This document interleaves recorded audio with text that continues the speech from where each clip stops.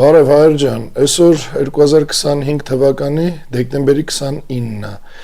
ու կարծում եմ այս տեսանյութը այս տարվա իմ նախավերջին տեսանյութն է, հաջորդը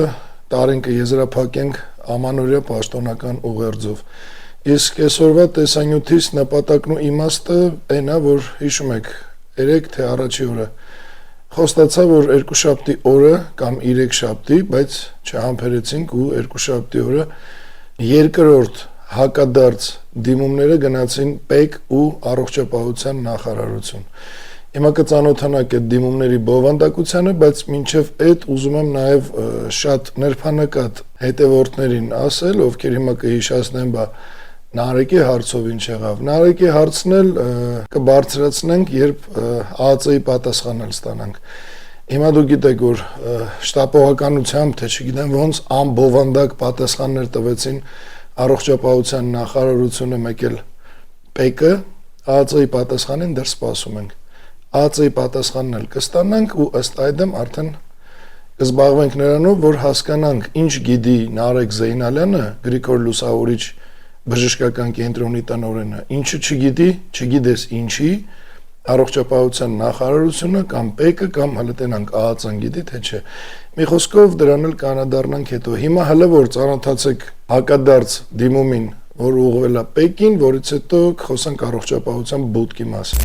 ՀՀ պետական եկամուտների կոմիտեի նախագահ Էդուարդ Հակոբյանին։ Հարգելի պարոն Հակոբյան, Լույսի բանակ ռազմահերենասիրական բարեգործական հասարակական կազմակերպությունը ստացել է ձեր համակարգի կողմից տրամադրված պատասխան առ 19-12-2025 թվականի մեր գրությանը, որը վերաբերում էր Հայաստանի Հանրապետության տարածք թուրքական շտապօգնության մեքենայի մուտքին և տեղաշարժին։ Ուսումնասիրելով ստացված պատասխանը արձանագրում ենք, որ այն պարունակում է միայն ընդհանուր իրավական հղումներ և ընթացակարգային նվազագույն տեղեկատվություն, սակայն չի տալիս սպառիչ և առարկայական պատասխաններ մեր կողմից բարձրացված հարցերի զգալի մասի վերաբերյալ, ինչն անհամատեղելի է տեղեկատվության ազատության, հանրային վերահսկողության և պետական մարմինների հաշվետվողականության սկզբունքների հետ։ Հիմք ընդունելով տեղեկատվության ազատության մասին ՀՀ օրենքի 3-րդ, 6-րդ և 7-րդ հոդվածները, Եվրասիական տնտեսական միության մաքսային օրենսգրքի թափանցիկության և հաշվետվողականության դրույթները, ինչպես նաև հարցի ազգային անվտանգության և հանրային բարձր հետաքրքրության բնույթը, խնդրում եմ կրկին և հստակ ձևով տրամադրել հետևյալ տեղեկատվությունը և փաստաթղթային տվյալները։ Առաջին. մուտքի նպատակը։ Պաշտոնապես նշել, ինչ նպատակով է թուրքական շտապօգնության մեքենան մուտք գործել Հայաստանի Հանրապետություն, բժշկական տեղափոխում, տեխնիկական անցում, թե այլ հիմք։ Երկրորդ. բժշկական հիմնավորում։ Տրամադրել տեղեկատվություն, եղել է արդյոք հիվանդ, արկա է արդյոք բժշկական ուղեգիր, հրավեր կամ այլ պաշտոնական փաստաթուղթ, որ մարմնի կողմից է այն տրվել արկայության դեպքում։ Երրորդ. տեղափոխված բեռ։ Հստակ արձանագրել, արդյոք մեքենան տեղափոխել է որևէ բեռ, դեղամիջոց, բժշկական սարքավորում կամ փաթեթավորված նյութ, կազմվել է արդյոք մաքսային հայտարարագիր կամ այլ ուղեկցող փաստաթուղթ, խնդրում եմ նշել փաստաթղթի տեսակը, համարը և ամսաթիվը, կամ պաշտոնապես արձանագրել դրանց բացակայությունը։ Չորրորդ. խորացված զննություն և ստուգումներ։ Տրամադրել տեղեկատվություն, իրականացվել են արդյոք թմրամիջոցների, հոգեմետ կամ արգելված նյութերի հայտնաբերման հատուկ ստուգումներ, սկանավորում, հատուկ սարքեր, ծառայողական շներ, եթե ոչ, խնդրում եմ նշել դրա իրավական հիմնավորումը։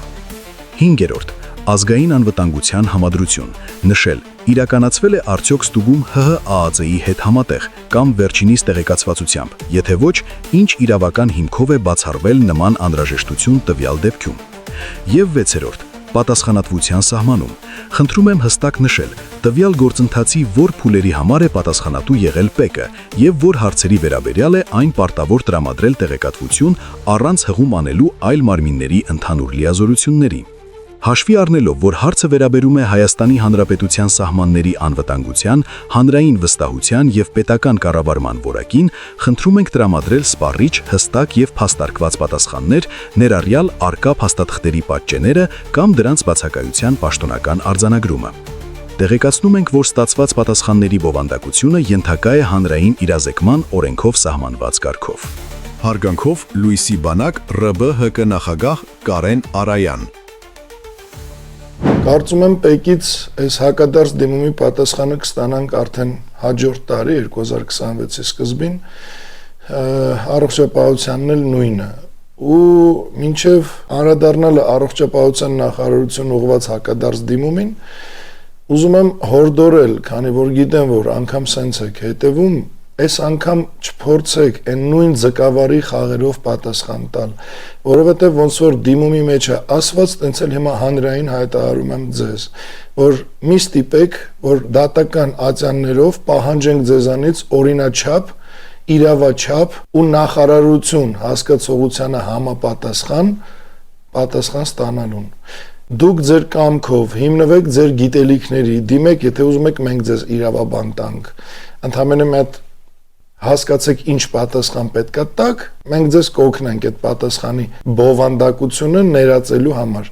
Եթե չէ, ապա ստիպված եք լինելու դատական կարգով, օրենքի պահանջով տալ մեզ բոլոր մեզ հուզող հարցերի պատասխանները, վաղ թե ուշ։ Դրա համար խորհուրդս է, հիմա ձեր կամքով տվեք բազմաբովանդակ, հիմնավոր, իրավաչափ ու նախարարություն հասկացողությանը համապատասխան։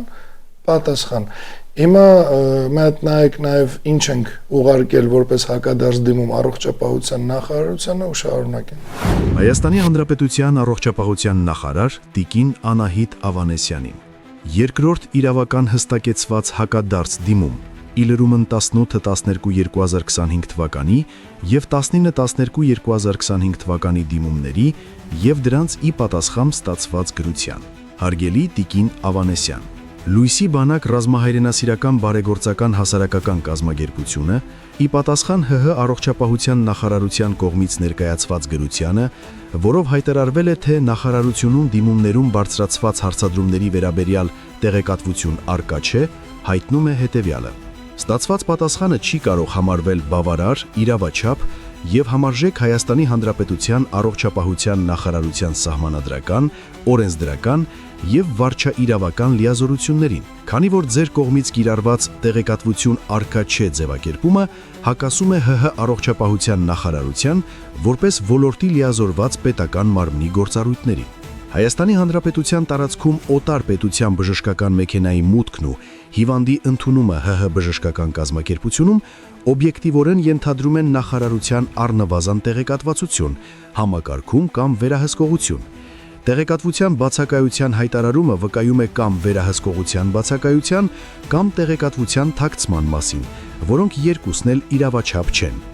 Բնակչության բժշկական օգնության և սպասարկման մասին օրենքի դրույթներին հղում անելը տվյալ պարագայում իրավականորեն անհիմն է։ Մեր դիմումներում չի պահանջվել պացիենտի անձնական տվյալներ, ախտորոշում կամ բժշկական գաղտնի կազմող տեղեկություն։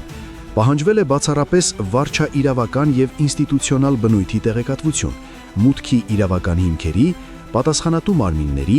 գործընթացի կազմակերպման և պետական համակարգի ներգրավվածության վերաբերյալ, որոնք չեն կարող դասվել բժշկական գաղտնիքի շրջանակում։ Պաշտոնական գրավոր դիմման պատասխանին որպես պարզաբանում ներկայացնել սոցիալական ցանցերում, Facebook-ում արված մեկնաբանություններ, իրավական ուժ չունեցող աղբյուրներ, հակասում է տեղեկատվության ազատության մասին օրենքի և վարչարարության հիմնարար սկզբունքներին և չի կարող դիտվել որպես պետական մարմնի պաշտոնական դիրքորոշում։ Ստացված պատասխանը ամբողջությամբ շրջանցում է ազգային անվտանգության, միջպետական հարաբերությունների և հանրային ռիսկերի գործոնը, մինչդեռ Թուրքիայի Հանրապետության պետական բժշկական մեքենայի մուտքն ու ազատ տեղաշարժը Հայաստանի Հանրապետության տարածքում, հաշվի առնելով երկու պետությունների հարաբերությունների առանձնահատկությունը, չի կարող գնահատվել որպես սովորական բուժ-սպասարկման դեպք։ Վերոգրալի հիման վրա ղեկավարվելով Հայաստանի Հանրապետության սահմանադրությամբ, տեղեկատվության ազատության մասին օրենքով, վարչարարության հիմնարումների և վարչական վարույթի մասին օրենքով և Հայաստանի Հանրապետության առողջապահության նախարարության կանոնադրական լիազորություններով պահանջում ենք ներկայացնել հստակ տեղեկատվություն այն մասին, թե որ պետական մարմնի կամ մարմինների որոշմամբ և ինչ իրավական ակտի հիման վրա է թույլատրվել թուրքական շտապօգնության մեքենայի մուտքը ՀՀ տարածք։ Ներկայացնել արդյոք ՀՀ առողջապահության նախարարությունը տեղեկացված է եղել տվյալ մուտքի, հիվանդի ընդունման և բժշկական սպասարկման կազմակերպման մասին, և եթե այո, որ կառուցվածքային ստորաբաժանումներն ու պատասխանատու պաշտոնատար անձինք են եղել ներգրավված գործընթացում։ Ներկայացնել, թե ինչ իրավական հիմքով եւ ինչ հանգամանքներով պայմանավորված սահմանը հատելուց հետո հիվանդը չի տեղափոխվել ՀՀ շտապօգնության մեքենայով։ Ներկայացնել, թե որ բժշկական կազմակերպությունն է հանդիսացել ընդունող կողմ ՀՀ տարածքում եւ ինչ պայմանագրային կամ վարչական հիմքով է իրականացվել տվյալ ընդունումը։ Պաշտոնապես պարզաբանել, արդյոք դեպքի առնչությամբ իրականացվել է միջգերատեսչական համաձայնեցում կամ տեղեկատվության փոխանակում ԱԱԾ, ՊԵԿ կամ այլ լիազորված մարմինների հետ։ Տեղեկացնում ենք, որ սույն դիմումը կրում է հանրային վերահսկողության եւ պետական անվտանգության բնույթի հարցադրում, եւ դրան նոչ լիարժեք կամ ձևական պատասխանը առաջացնելու է իրավական հետագա քայլեր, ներառյալ վերադարձ մարմինների, վերահսկողական եւ դատական ատյաններին դիմելը։ Խնդրում ենք օրենքով սահմանված ժամկետում տրամադրել ամբողջական, հստակ եւ իրավաչափ պատասխան։ Հարգանքով Լույսի բանակ ՌԲՀԿ նախագահ Կարեն Արայան։ Ոնց տեսակ Հայր ջան, ստիպված ենք եղել առողջապահության նախարարությանը սովորացնել ու հիշացնել, որ ինքը նախարարություն է ու ինչ իրավասություններ ու լիազորություններ ունի ու դրան համապատասխանող ինչ ձևաչափով պատասխաններ պետքա տա, որ գոնե համ դիմումը կարդա հարցադրումները, համ էլ մեջից սովորի այդ ամեն ինչին ոնց պետքա պատասխանի։ Այ էսա Նիկոլի կառավարությունը իր կադրերով հանդերձ։ Չգիտեմ, ունենք այն ինչ ունենք, ամեն դեպքում ես ասել եմ ու պնդում եմ, որ այս հարցով մենք գնալու ենք մինչև վերջ։ Այլևս թող ոչ մեկ չմտածի, որ կարա ինչ-որ ձկավարի խաղերով, ինչ-որ բակլանների ուղարկելով, ինչ-որ, չգիտեմ, գամփր-մամփր քսի տալով բանով այս հարցը փակի գնա։ Ի սկզբանե էր պետք մտածել մարդավարի մոտեցման մասին ու առհասարակ հանրության պահանջին նորմալ վերաբերմունքի մասին, ոչ թե այդ հանրային պահանջին ու ազգային զգայունությանը կպնող հարցերին վերաբերվել չակերտներով, ոմն արտահայտություններով ու չգիտեմ ինչով։ Մի հատ էլ այս հարցադրումներին տալ թռուցիկ պատասխան, հետնել հղում անել Facebook-յան ինչ-որ գրառումների վրա։ Ինձ թվում է հիմա արդեն բոլորը, ովքեր պատասխանատու ու շահագրգռված են այս հարցով, իրանց իրավական ու քաղաքական գիտելիքներով խելքը կհավաքեն գլուխները ու կսկսեն մոտենալ այս հարցին ավելի լուրջ, քան մինչև էս իրանց թվում էր, որ կարային։ Թերևս այսքանը նախավերջին տեսանյութը եզրափակենք սենց այսքանով, ամսի 31-ին հանդես կգանք պաշտոնական ուղերձով ամանորյա ու դրանից հետո արդեն նորից կանցնենք մեր բնականոն աշխատանքին։ Ու թող բարձրյալ նորհնի յուրաքանչյուր էությամբ հայի բարձր սիրով ու իմաստությամբ։